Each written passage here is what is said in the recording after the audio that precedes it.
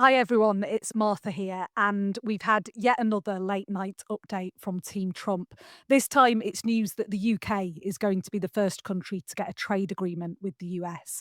We don't know all that much in the way of details so far. This agreement is going to be announced by President Trump at 10 a.m. on Thursday morning in DC, so 3 p.m. UK time. What we do know is that the US has been mired in trade talks with countries around the world since Trump's Liberation Day tariffs, which sent the US stock market into a tailspin. We also know that the UK has been trying to get a trade agreement with the US since Brexit. So any agreement is a big deal for both countries.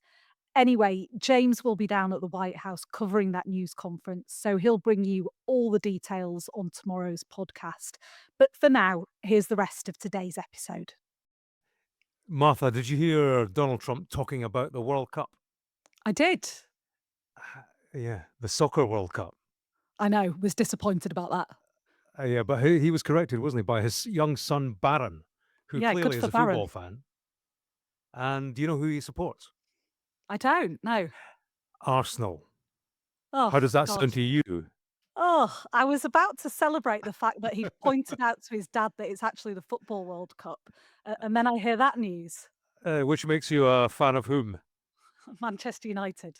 Manchester United. From Yorkshire. Such a cliche. That old chestnut. I'm James Mathews. I'm Martha Kelner.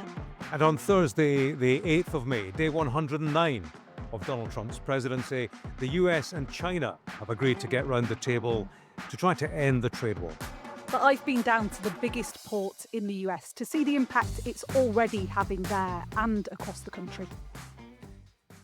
Martha, let's start with China and the ongoing tariff war, because it was confirmed on Tuesday evening here in Washington, D.C., that China and the US are getting round the table for trade talks finally. Yeah, a significant development this because Trump's been teasing these talks for a while. He'd been saying he'd been directly on the phone with China's President Xi, something that Beijing have previously denied. But this is the first time since he launched those 145% tariffs on Chinese imports. We've had confirmation these negotiations are actually happening. So perhaps on the horizon, an end to this frozen trade between the two countries. Yeah, for weeks, China had publicly said it wouldn't engage in talks with the US, refusing to kneel down and compromise with a bully, as they put it. Beijing, though, is now confirming its top trade official will meet with America's Treasury Secretary Scott Bessent in Switzerland in the coming days. Remember, Bessent, he's the guy who said the current tariffs were unsustainable. Well, he's playing down expectations ahead of these Swiss talks, talking not about the big announcement, but about de escalation before we can move forward, he says. From Trump, we're getting mixed messages. At the weekend, he was on TV saying he would lower tariffs on China at some point. Today, in the Oval Office, he was asked, are you open to lowering them to let China get to the negotiating table? His answer was an emphatic no. So, typical Donald Trump, perhaps, no business without the bluster. But it does still seem like there's a softening in China's position here. China's economy saw the fastest slowdown of the past year in the weeks after Trump launched his tariffs. Economists warned that tariffs are bad for everyone, and the data has borne that out. It's shown this trade brinkmanship is taking a toll on both countries' economies. Sure, yeah. And interestingly, Martha, just a few hours before we started this recording, the US central bank, the Federal Reserve, it's announced it's holding the interest rate, saying that uncertainty about the economic outlook has increased further. And speaking of uncertainty, you, Martha, have been out to see the effect it's having in real time, yeah? Yeah, that's right. I think when you think of LA, you think of celebrities, film studios, Yeah. showbiz, and that sort of thing, don't you? And we were Yeah. talking earlier in the week, Mark and I, about how Trump's tariffs might affect the film business. But what you don't necessarily think of when you think of LA is a big, old, slightly ugly shipping port. But for the past 25 years, the San Pedro Bay port complex, which includes the Port of Los Angeles and the Port of Long Beach, is kind of like the celebrity of the shipping world. Right. It's not glamorous by any means, but it is eye-catching in a way that sort of vast warehouses often are, when you Mm. can't quite comprehend the size of these things. And this is a vast port. Approximately 15,000 longshore workers pull shifts around the clock at this port, moving billions of dollars worth of cargo. In fact, in the port of Long Beach alone, $300 billion worth of cargo every year pass through. So everything from cars, car parts, agricultural products, Yeah. toys, clothes, furniture, anything and everything you could possibly imagine. And in fact, 40% of all imports brought into the US in containers come through these two ports. Wow, I was looking at a report from Flexport, they're a logistics broker. This was saying that the number of cargo ships headed from China to the United States in April fell 60%, which, yeah, clearly that's a huge number. What's it like down at that port you've been visiting? I take it it's a busy place, yeah? Yeah, it is busy, but not as busy as it was 6, 8 weeks ago because these Mm. tariffs are now starting to bite. So I went to the port of Long Beach, which is on the coast, about a 40-minute drive south of downtown Los Angeles. And when you're approaching, driving in on the 110 freeway, the first thing you notice is dozens and dozens of big red cranes. They dominate the skyline. And then you see the port itself and these huge ocean liners. There was actually one docking as we arrived from Taiwan. And these ships are stacked high and wide. You'll have seen them before with huge, Yeah. colourful cargo containers. These are then unloaded by the crane operators and loaded onto lorries. The drivers queue up waiting for their shipments. There are also freight trains which begin their journey in Long Beach and travel around the country. So it's a very noisy place, the sound of banging and beeping and industry in action, really. And I spoke to the chief operating officer of the Port of Long Beach, Noel Hasabaga, to get an idea of just how important the port is to the local economy, first of all. Well, just for the city of Long Beach alone, 1 out of 5 jobs is generated by the Port of Long Beach. And when you extrapolate that to our region, you're talking about nearly 1 million jobs, and across the nation, nearly 3 million jobs. There's about $300 billion worth of goods that cross our docks on an annual basis. So the Port of Long Beach is an asset of national significance. I was reading that the Port of LA was saying that they're down like 49% in terms of shipping containers. Is that the same for the Port of Long Beach? Well, for the month of May, we expect that we'll be down about 30% from where we were in May of 2024. What that translates into is there will be fewer containers. It means fewer trucks that will be needed to transport those containers from the port terminal to the warehouses. It means fewer jobs.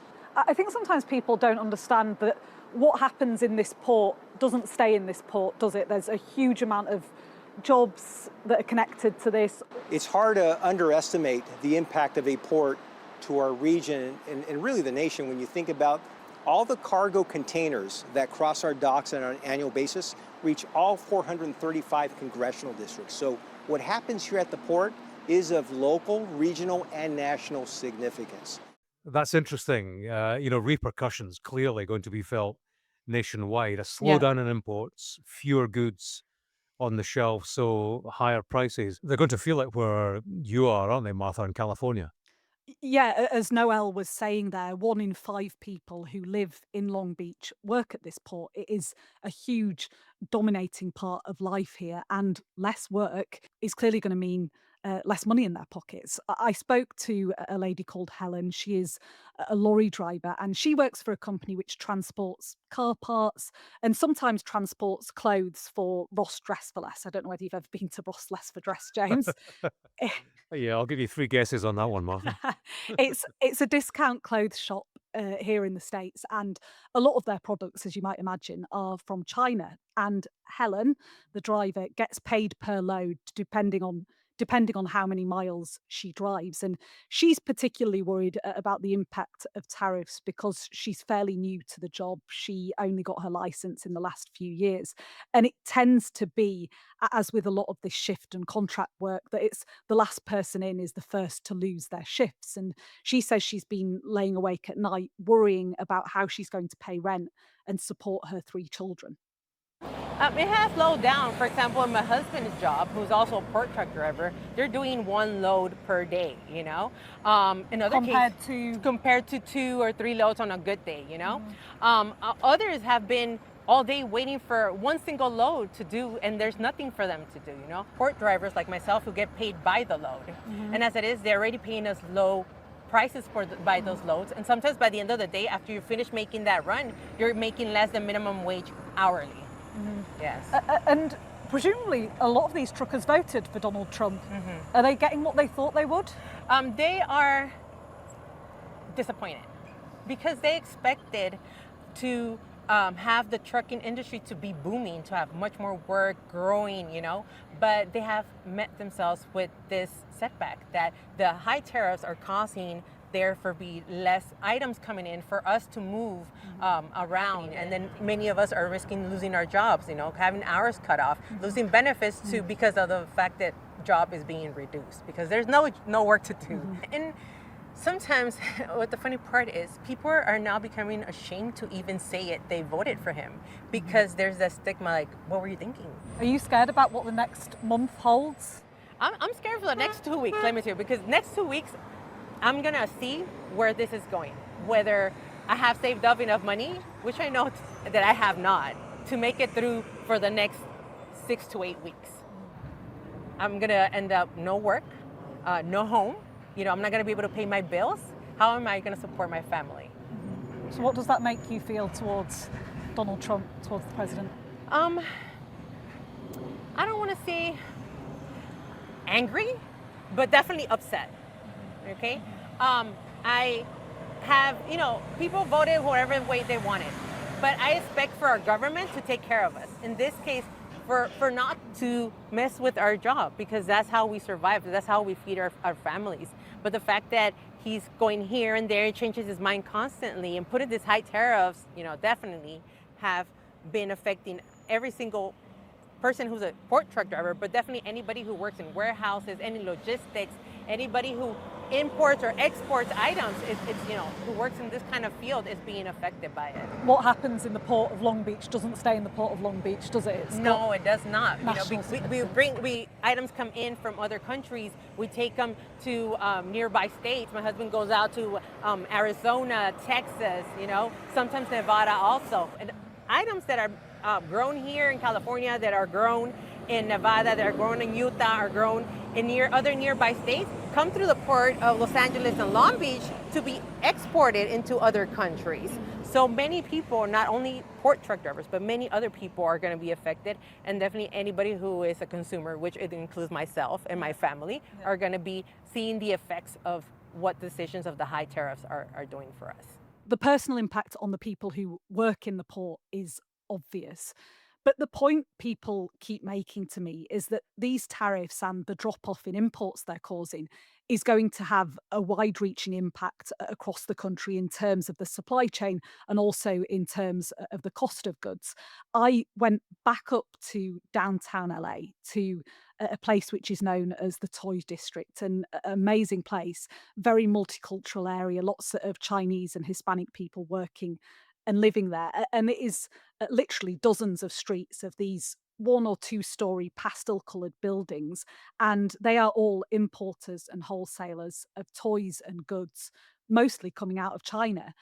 I went into one of these toy wholesalers, and there was a woman reading a Chinese newspaper. And at the top of it, it has written 145% tariffs. And she's pointing at it saying, I can't afford this. I Wow. can't afford this. I'm going to have to put my prices up. Mhm. There was then another shop full of party supplies, things like gift bags, wrapping paper. And the man working there, Jacob, said that the shelves were empty where otherwise they would have been full. And the products that are coming in from China now are things that you would see on the shelves in November, December. And so he's worried about Thanksgiving and Christmas and whether there's going to be enough product to meet demand at that time of the year. So, the Yeah. and this is not just LA, this will have an impact across the country. And as that impact is felt, there'll clearly be more pressure on Donald Trump, on Scott Bessent, who you mentioned before, and the rest of his Mhm. team who are leading these negotiations with China to bring an end to this trade war and do it quickly. Okay, a couple of other things, Martha. Another announcement from the Department of Homeland Security on their plans for deportees. Yeah, the administration now saying it could begin deporting migrants to Libya as soon as this week, according to the Department of Homeland Security. They did stress that these plans could change, but it's certainly an eye catching plan, especially given the US's previous condemnation of the Libyan government's treatment of prisoners. Yeah, on the subject of plans changing, Trump was actually asked about this in the Oval Office on Wednesday afternoon. His answer was, I don't know, you'll have to ask Homeland Security. And, the bodies that govern East and Western Libya this Mhm. afternoon, they have denied any agreement to take in US migrants. So it all seems up in the air. And I do wonder, has this been a deportation headline for the sake of a deportation headline, just to maintain a profile for a popular policy? Yeah, it wouldn't be the first time that's happened, would it? A headline without the substance to back it up. No, sure, yeah. And Martha, we've had an email on a different subject from Mhm. Andrew McCormick, who wanted to know our thoughts on the interview that former President Joe Biden gave to BBC's Today program yesterday. This is the first interview that former President Biden has done since leaving office. And interesting, I thought that he chose a foreign broadcaster rather than a US network to do it. Obviously, many people think Biden should never have run for re election because of concerns about his mental acuity and physical resilience. I'm not sure this interview will cause anyone to change their mind. He had a cough and he was taking his time to make his points. There was a lot of trepidation in the interview. He's 82 years old, so that is not all that surprising. But Sure. the question remains about whether that was an issue when he was actually president and whether he should have stepped down earlier. The whole thing for me, Martha, was I found it a bit of a throwback, Yeah. certainly, to what we know of Biden, the president. Weary, or Mhm. a guy on whom age, has caught up, a president who didn't get everything right by any means, but one who in office delivered a stability, a Mhm. familiarity with the way that politics and society works. So I think, it was part nostalgia trip, I Yeah. suppose, watching politics and presidents as they once were. I wonder as well whether the timing of this interview was deliberate. There's this high profile book coming out. The CNN host and journalist Jake Tapper, political correspondent for Axios, Alex Thompson, they've combined to write this book, which is titled Original Sin: President Biden's Decline, Its Cover Up, and His Disastrous Choice to Run Again. Yeah. And apparently, they've found through various interviews with sources what they're calling a cover up of the president's serious decline.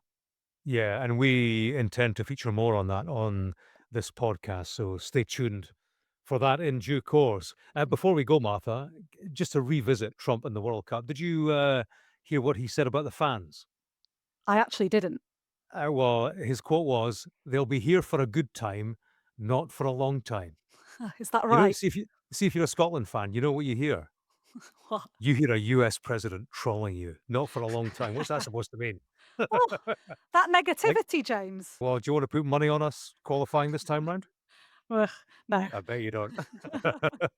Anyway, that's it for today. But as always, we'd love to hear from you. Our email is trump100@sky.uk. So please do get in touch. And remember, you can follow the podcast for free wherever you're listening, and you can watch us as well. Just search Trump 100 on YouTube or on the Sky News app. But for now, many thanks for watching and for listening. We'll see you tomorrow for another day of Trump 100. See you then.